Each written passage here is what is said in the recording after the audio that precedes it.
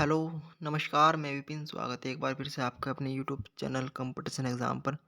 देखिए फ्रेंड, जैसा कि हमने लास्ट वीडियो में बात की थी, उत्तराखंड में भूमि विभाजन या मिट्टी के प्रकार की अन्य तथ्यों पर बात की थी, उसी को कंटिन्यू रखते हुए आज का जो टॉपिक रहने वाला है हमारा, हेडिंग भी आप देख पा रहे होंगे, जिसमें हम देखने वाले हैं फसल उत्पादन, ठीक है? फसल उत्पादन के बारे में बात करने वाले हैं आज हम कि किस राज्य में कौन-सी फसल होती है या किस राज्य में सर्वाधिक किस फसल का उत्पादन होता है, ठीक है? या किस फसल का समय कब से कब तक है, कौन सी फसल किस मौसम में बोई जाती है या कौन सी फसल खरीफ की है, रबी की है, ठीक है? रबी की फसल कौन कौन सी है, खरीफ की कौन कौन सी है, किस फसल का कटाव या बुआई जमाव खुदाई निराई कब की जाती है, ये सब डिटेल से बात करने वाले हैं हम सिर्फ फसल उत्पादन के अंदर, ठीक है? डिटेल से बातें करेंगे। मिनिमम एक मैक्सिमम दो क्वेश्चन यहाँ से आपके मिलने वाले हैं एग्जाम में, कोई सा भी आपका वनडे एग्जाम हो, ठीक है? तो स्वागत है आपका अपने यूट्यूब चैनल कंपटीशन एग्जाम पर। वीडियो को बिल्कुल भी स्किप मत कीजिएगा प्लीज़, वीडियो कंप्लीट देखिएगा, ठीक है? तो टाइम वेस्ट ना करते हुए चलते हैं अपने टॉपिक की ओर, जिसमें आप बेसिकली एक डेफिनेशन पढ़ लेते हैं। मुख्यतः रबी की फसल और खरीफ की फसल देखने को मिलती है आपके उत्तराखंड के अंदर, ठीक है? उत्तराखंड में जो आपको देखने को मिल जाएगी, जिसमें नंबर एक है आपकी खरीफ की फसल है। बेसिक से बात करूँगा, ठीक है? एक एक के बारे में बात की जाएगी, ठीक है? नंबर एक पर आती है रबी की फसल। रबी की फसल, ठीक है? रबी की फसल मतलब देखिए, रबी अगर मैं थोड़ी इसकी बात की जाए तो इसमें बेसिकली होता क्या है, इसमें कम ताप, ठीक है, और कम जल, ठीक है, इसकी आवश्यकता होती है, यानी कि कम जल और कम ताप की आवश्यकता होती है रबी की फसल को, ठीक है? देखिए रबी, अगर थोड़ा मैं इसको ट्रिक से बताऊँ आपको, तो रबी की फसल यानी कि रबी आप देख पा रहे हैं रबी, और रबी पर्यायवाची होता है सूर्य का, ठीक है? रबी, लेकिन इसका आप नेगेटिव कर दीजिए, यानी कि उल्टा कर दीजिए, ठीक है? जिसे कम ताप और कम जल की आवश्यकता हो, वो रबी की फसल के अंडर में आता है, ठीक है? अगर बात की जाए रबी की फसल की, तो इसकी बुआई अक्टूबर से नवंबर के मध्य की जाती है, यानी कि शरद ऋतु में, शीतकालीन ऋतु में, शीत में इसकी बुआई की जाती है, और कटाई होती है आपकी मार्च अप्रैल में, ठीक है? यानी ग्रीष्म ऋतु में इसकी कटाई होती है, ठीक है? बेसिक सी बात है। अगर मैं बात करूँ इसके अंडर कौन कौन सी फसलें आती हैं, तो गेहूँ हो गया आपका, जौ, चना, मटर, मसूर, सरसों, अलसी, आलू इत्यादि फसलें इसके अंदर आती हैं, ठीक है? ये एग्जाम्पल के लिए काफ़ी हैं, इनमें से ये आपके एग्जाम में फंसने वाला है, ठीक है? इससे बाहर कुछ नहीं आएगा।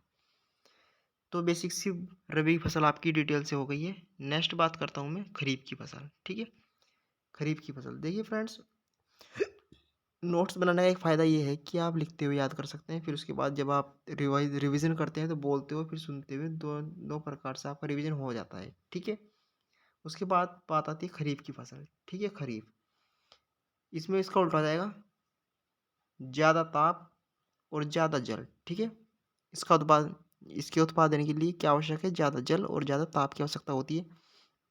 अगर बुआई का समय बताया जाए तो मई से जून में इसकी बुआई होती है, ठीक है? बात की जाए कटाई की, तो सितंबर से अक्टूबर के मध्य इसकी कटाई हो जाती है, ठीक है? और इसमें एग्जाम्पल के लिए कुछ फसलों के नाम, मक्का, धान, बाजरा, मंडुआ, ठीक है, इत्यादि फसलें इसके अंडर में आती है, ठीक है? बेसिक सी बात है, आपको डिटेल से समझ में आ रहा होगा, आशा करता हूँ। चलिए, थोड़ा सा आगे बढ़ने के बाद नेक्स्ट देखते हैं, ठीक है? इसके बाद बात आती है थोड़ी सी बेसिक सी, मुख्यतः रबी की फसल व खरीफ की फसल कहाँ देखने को मिलेगी आपको, ठीक है? इसके अंदर यानी क्या होता है कि मुख्यतः रबी की फसल और खरीफ की फसल दोनों का ही उत्पादन होता है, किसमें, उत्तराखंड में, ठीक है? बेसिक सी बात है, बता दिया मैंने आपको शुरू में ही। उसके बाद आते हैं राज्य में कुमाऊं मंडल में जो खेती ज़्यादा होती है अपेक्षाकृत गढ़वाल की, ठीक है? जो आपका राज्य है कुमाऊं, उसमें क्या होती है, खेती अधिक होती है अपेक्षाकृत किसके, गढ़वाल की, यानी कि गढ़वाल में कम होती है और कुमाऊं में सर्वाधिक खेती आपको देखने को मिल जाएगी, ठीक है? अगर मैं कुछ मुख्य फसलों की बात करूं, ठीक है, तो आपकी गेहूं, धान, गन्ना, मंडुवा और आलू है, जो कि उत्तराखंड की प्रमुख या इम्पोर्टेंट राज्य की क्या है, प्रमुख फसलें हैं, ठीक है? जिसमें सबसे इम्पोर्टेंट है गेहूं, क्योंकि पहले नंबर पर है, दूसरे नंबर पर धान है, तीसरे नंबर पर गन्ना है, चौथे नंबर पर आपका मंडुवा और लास्ट में आपका अंतिम है आलू, ठीक है? इनके बारे में डिटेल से बातें करने वाले हैं हम। थोड़ा नीचे चलेंगे, आगे बढ़ेंगे, ठीक है। तो यानी कि ये प्रमुख फसलें हैं आपकी उत्तराखंड की। थोड़ा आगे बढ़ता हूँ मैं और एक एक के बारे में जान लेते हैं। तो प्रथम नंबर पर है आपका गेहूँ, ठीक है। गेहूँ, गेहूँ राज्य की प्रमुख फसल है, जैसे कि मैंने आपको शुरू में बता दिया है, ठीक है। राज्य की रबी की फसल है। दूसरी बात यह है, वेरी वेरी इंपॉर्टेंट, सीधा क्वेश्चन आ सकता है कि गेहूँ किस प्रकार की फसल है, तो रबी की फसल है, ठीक है। या उत्तराखंड की या राज्य की प्रमुख फसल कौन सी है, तो आपकी गेहूँ है, ठीक है। इंपॉर्टेंट रहने वाली है। उसके बाद बात आती है कि उत्तराखंड में इसका स्थान कहाँ है या कितने प्रतिशत भाग पर ये बोई जाती है। तो उत्तराखंड की जितनी भी कुल कृषि योग्य भूमि है, ठीक है, मैंने आपको लास्ट वीडियो में बताया था कि उत्तराखंड में कुल कृषि योग्य भूमि कितनी है। आप मुझे कमेंट करके बताएंगे, ठीक है। और आपको नहीं पता है तो प्लीज़ लास्ट वीडियो देख लीजिए, हमारी यूट्यूब चैनल पर पढ़िए, ठीक है। तो उसमें आपके सारे डाउट्स क्लियर हो जाएंगे, उसके बाद आपको कोई परेशानी नहीं होने वाली। तो उत्तराखंड की कुल कृषि योग्य भूमि के 31 से 32% भाग पर क्या होता है, गेहूँ। गेहूँ की खेती होती है आपकी, ठीक है। उत्तराखंड की कुल कृषि योग्य जितनी भी भूमि है उसके 31 से 32% भाग पर आपके क्या होता है, गेहूँ होता है, ठीक है। और कुमाऊं मंडल में सबसे ज़्यादा क्या होता है, गेहूँ ही होता है, ठीक है। उसके बाद थोड़ा सा आगे बढ़ूँ मैं, तो सबसे ज़्यादा जो कुमाऊं मंडल का जो जिला है वो है उधम सिंह नगर, ठीक है। सर्वाधिक उत्पादन गेहूं का किसमें होता है, उधम सिंह नगर में होता है। और सबसे कम की बात करूँ तो रुद्रप्रयाग में होता है, ठीक है।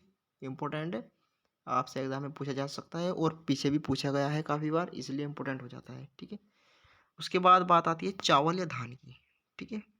चावल या धान, तो आप देख पा रहे हैं दूसरी मुख्य फसल है, जैसा कि मैंने आपको एक डायग्राम के द्वारा ही बता दिया था। खरीफ की फसल है, ठीक है। उत्तराखंड की कुल कृषि योग्य भूमि के 21 से 22% भाग पर धान होता है, ठीक है। 21 से 22% भाग पर सीधा पूछा जा सकता है कि कुल कृषि योग्य भूमि के कितने प्रतिशत पर चावल या धान की खेती की जाती है, तो 21 से 22%, ठीक है। अगर मैं सबसे ज़्यादा उत्पादन की बात करूँ तो उधम सिंह नगर में होता है, ठीक है। और सबसे कम रुद्रप्रयाग में, सेम है बिल्कुल। और नोट करके एक बात बता दीजिए, देहरादून का जो बासमती चावल है, ठीक है, बासमती चावल वो क्या है, विश्व प्रसिद्ध, वेरी वेरी इंपॉर्टेंट, ठीक है। सीधा पूछा जा सकता है कि उत्तराखंड के किस जिले का चावल विश्व प्रसिद्ध है, ठीक है। चलिए थोड़ा आगे बढ़ते हैं।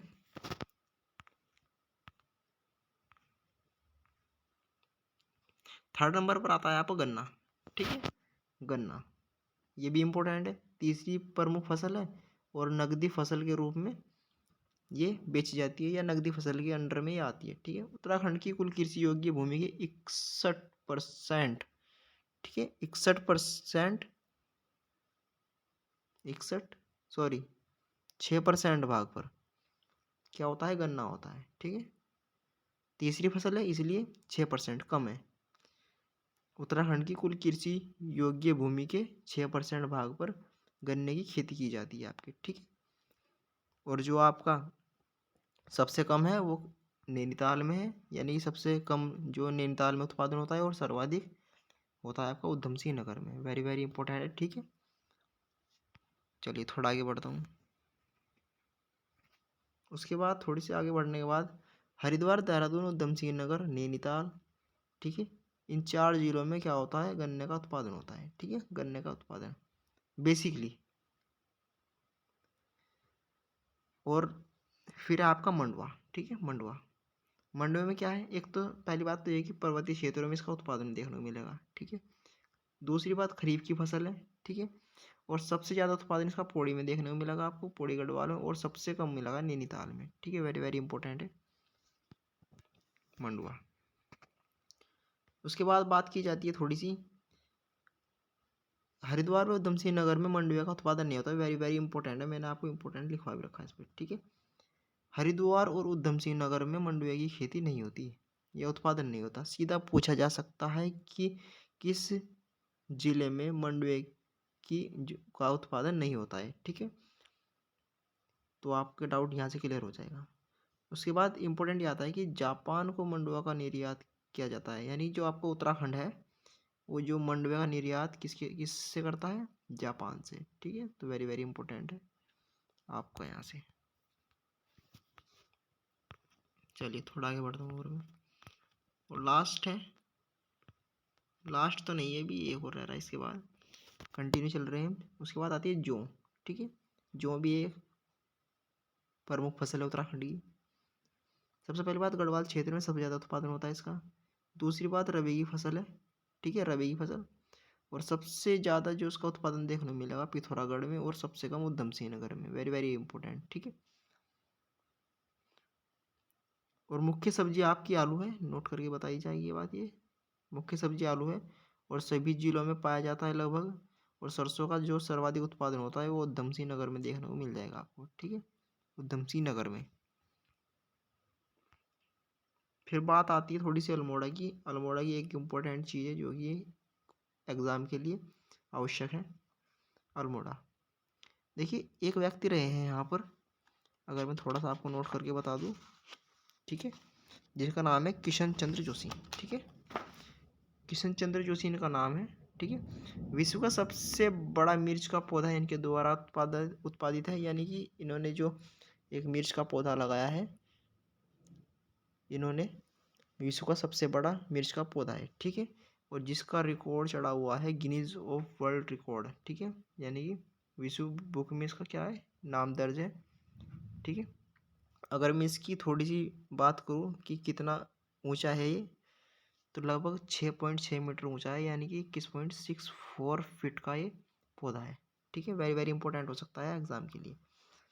तो फ्रेंड्स, ये था आपका फसल उत्पादन। मुझे नहीं लगता इससे बाहर कोई आपका क्वेश्चन जाने वाला है। ठीक है, अगर फिर भी आपका कोई डाउट है तो प्लीज़ हमें कमेंट कीजिए, और वीडियो अगर समझ में ना आया हो तो प्लीज़ वीडियो को रिव्यूज कर लीजिए।